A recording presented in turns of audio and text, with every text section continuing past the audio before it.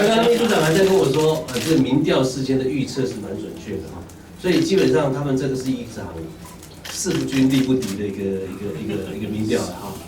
开始大家对结果好像都，心中都了然于心，都知道这个结果大概会是如此。那也有你们的同学问我说，那以后我们怎么备战？其实我的备战呢，要看国民党怎么善后，他整个的工作成不成功，好不好，跟我们如何备战有关系。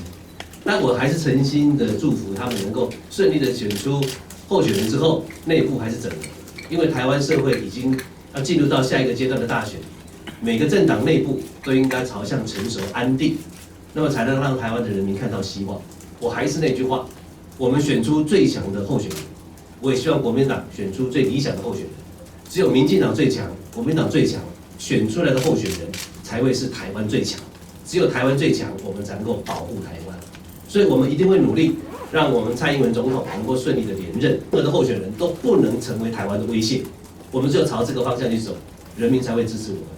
所以我们抱着必胜，而且一定要胜的决心。讲了一个这个唐僧的故事嘛。我只有一个，他讲这个唐僧的故事，这个唐僧的了不起的地方，这个九世元养。我只有一个心得，就是他如果有办法这个做到九世元养的话，那就更难打了。